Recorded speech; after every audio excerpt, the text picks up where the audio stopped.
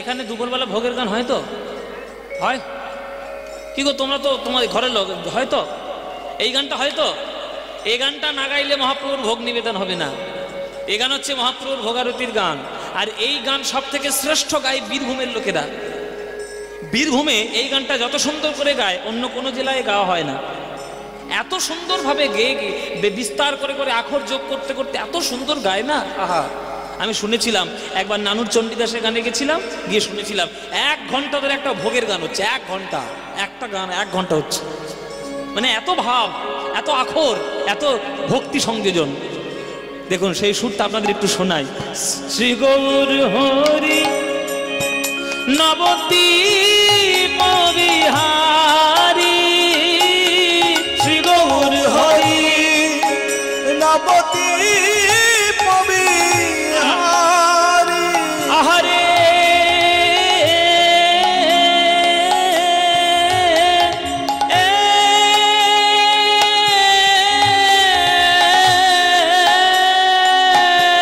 শ্রী গৌর হরি নবদ্বীপ বিহারী। কত আকুলতা দেখুন। আহারে আহারে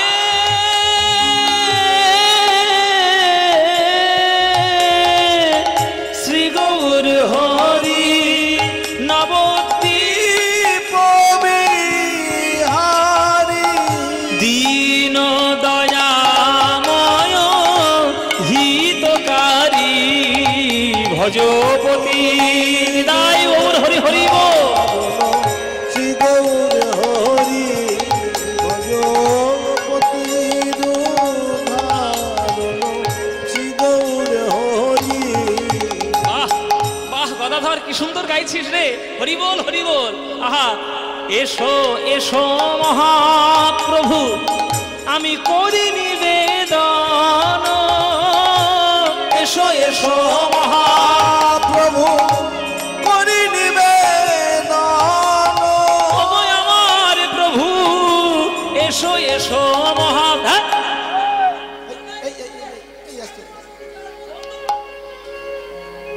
সর্বনাশ, ছি ছি ছি ছি ছি ছি, সর্বনাশ করে দিলি রে। কথা বলছি কি হয়েছে প্রভু, আমি ভুল গাইলাম।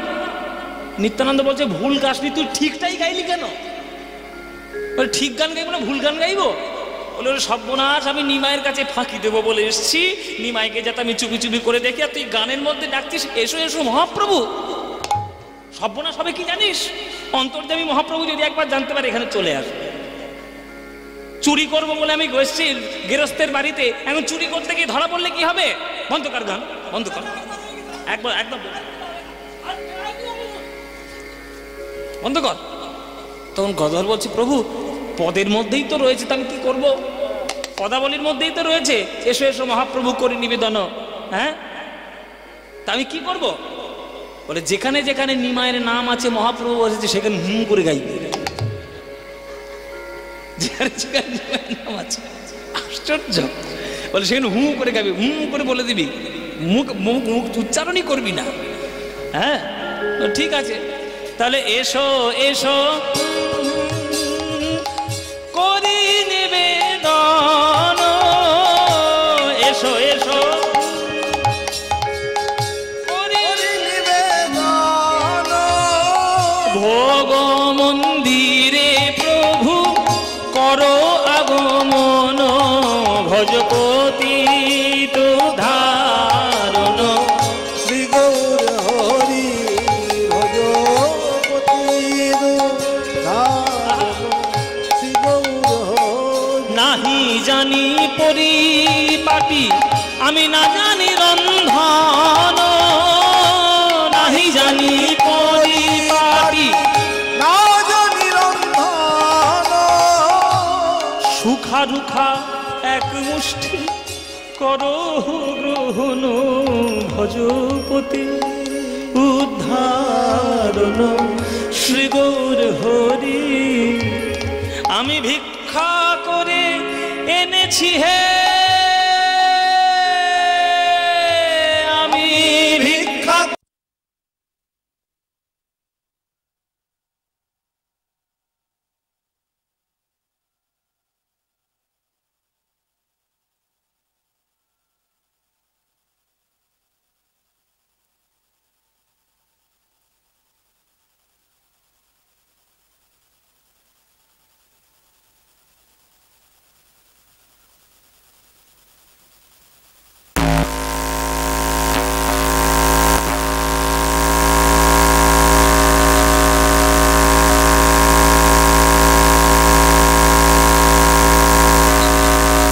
বেড়েছে, একবার ঠিক ভাবে সময় খুব বেড়েছে।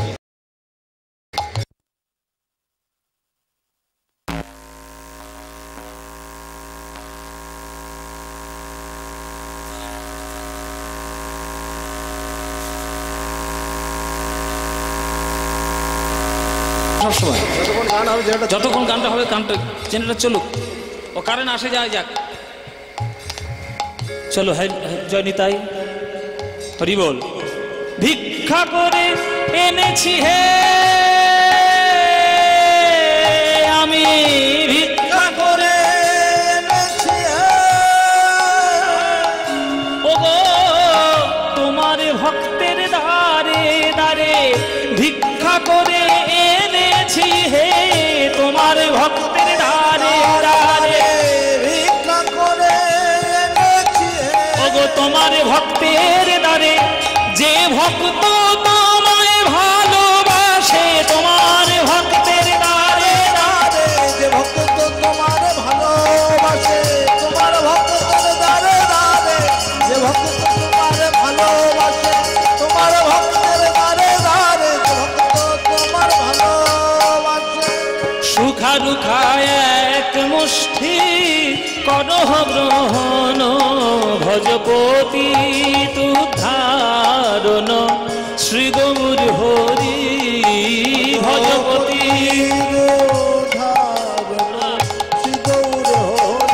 বামে প্রিয় গদাধর, আরে দক্ষিণে নিতাই গো, বামে প্রিয় গদাধর, দক্ষিণে নিতাই গো, বামে প্রিয় গদাধর, আরে দক্ষিণে নিতাই। আর মধ্য আসনে বসিলেন, বলা যাবে নাকি? চৈতন্য গোসাই সব বোনাস বললেই তো শেষ। আর নিত্যানন্দ কটমট করে তাকিয়েছে, বল তুই একবার, তুই বলে দেখ আমার সামনে তুই বল। কিন্তু আর কি বলা যায়? এই পাখাটা বন্ধ করো তো, বলা কি যায়? বামে প্রিয় গদাধর দক্ষিণে নিতাই, আর মধ্য আসনে বসলেন। হ্যাঁ, তাহলে বামে প্রিয় গদাধর দক্ষিণে নিতাই গো, বামে প্রিয় গদাধর দক্ষিণে নিতাই গো, আর মধ্য আসনে বসিলেন।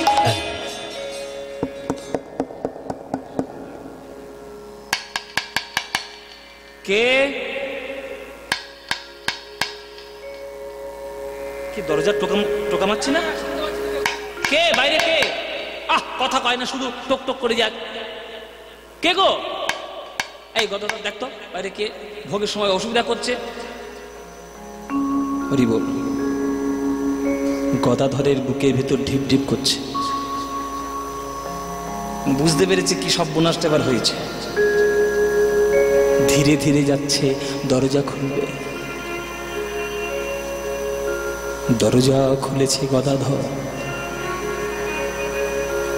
দেখছে হাঁটুর উপর এক খণ্ড কাপড় পরে আমার প্রভু দাঁড়িয়ে রয়েছে। গদাধর, ও গদাধর, আমি কি তোমাদের কেউ নই হে? আমি কি তোমাদের কেউ নই হে? তোমরা আমায় বিনা প্রসাদ পেলে বলো আমি কি তোমাদের কেউ নই হে? তোমরা আমায় বিনা প্রসাদ পেলে বলো আমার কথা কি ভুলে গেলে? বলো আমি কি তোমাদের কেউ নই হে? আমার কথা কি এই গদাধর বলো বলো আমি কি তোমার যে এমন কথা বলেছি গদাধর ছুটে এসে প্রভুর চরণ জড়িয়ে ধরেছে। প্রভু কি বললে তুমি? তুমি কি বললে? তুমি এটা ভাবলে কি করে যে কেউ তোমাকে ভুলে যাক বা না যাক, এই গদাধর তোমাকে ভুলবে কি করে? তাকিয়ে দেখো, দেখো মন্দিরের সামনে আমি 3টে আসন পেতেছি, মাঝখানের আসনটা তো তোমার জন্য ফাঁকা রেখেছি। আমি তো নিত্যানন্দকে ভুল বলেছি, মিথ্যে বলেছি। এটা গোপীনাথের আসন, ওটা গোপীনাথের আসন না, ওটা তোমার জন্য। এসো প্রভু দয়াল গৌর, এসো প্রভু আমার দয়াময়। আমরা যাই করি না কেন গৌর ছাড়া তোমাদের কেউ নাই। বসো তুমি ওই আসনে। মহাপ্রভুকে হাত ধরে ডেকে নিয়ে গেলেন, মাঝখানের আসনটিতে বসালেন। আসন পূর্ণ হলো, তাহলে গানও পূর্ণ হবে। আর হু হু করার কোনো জায়গাই নেই। এবার পূর্ণ গান গাও। বামে প্রিয় গদাধর, আরে দক্ষিণে নিতাই গো। বামে প্রিয় গদাধর, দক্ষিণে নিতাই গো। আরে মধ্য আসনে বসিলেন চৈতন্য গোসাই। হরি বল হরি বল। মধ্য আসনে বসলেন চৈতন্য গোসাই। আজ ভোগ মন্দির আলো হলো, ভোগ মন্দির আলো হলো, ওই ভোগ মন্দির আলো হলো, ভোগ মন্দির আলো হলো। ওই 3 প্রভুর অঙ্গ 6টায় ভোগ মন্দির আলো হলো। 3 প্রভুর অঙ্গ, ওই গদাধর চৈতন্য নিতাই। 3 প্রভুর অঙ্গ ছটায় গদাধর চৈতন্য নিতাই। 3 প্রভুর অঙ্গ ছটায় গদাধর চৈতন্য নিতাই। 3 প্রভুর অঙ্গ ছটায় গদাধর চৈতন্য নিতাই। 3 প্রভুর অঙ্গ ছটায় গদাধর চৈতন্য নিতাই। আজ ভোগ মন্দির আলো হলো, মধ্য আসনে বসিলেন চৈতন্য গোসাই। ভজপতি রণ শ্রী গৌর হরি, ভজপতি শ্রী গৌর হরি। নিতাই গৌর হরি বল হরি বল হরি বল।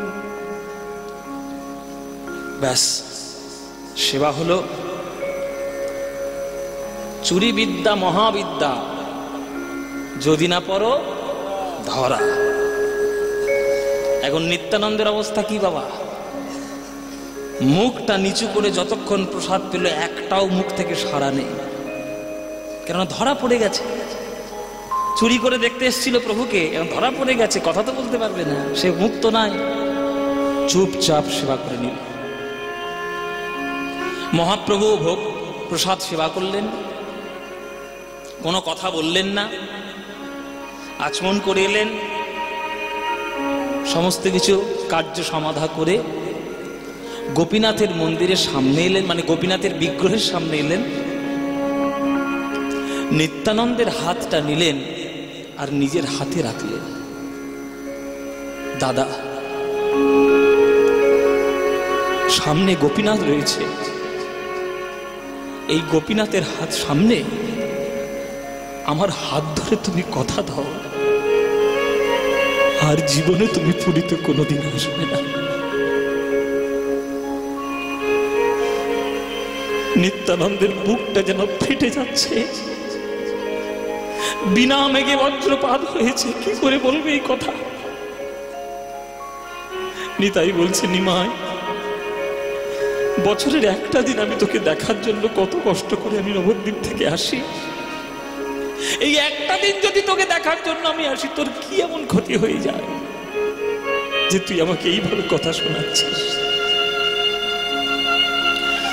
মহাপ্রভু বলছে, দাদা তুমি আজ আমায় দেখতে আসবে বলে সেই দিনের কথা কি ভুলে গেলে? যেদিন নবদ্বীপে হরিনাম প্রতিষ্ঠা করার জন্য কপালটা ফেটেছিল, তবুও তুমি হাতে পায়ে ধরে তাদের বলেছিলে যে বেড়েছিস কলসির কানা, তাই বলে কি প্রেম দেব না? আজ তুমি যদি না থাকতেই বাংলার ঘরে ঘরে প্রেম দিত কে? এই কলিযুগের মাঝখানে আমি হরিনাম প্রতিষ্ঠা করার জন্য কত কষ্ট করেছি, তুমিও কত কষ্ট করেছো। আমি যত না কষ্ট করেছি, আমার ভক্তরা তার শতগুণ কষ্ট পেয়েছে।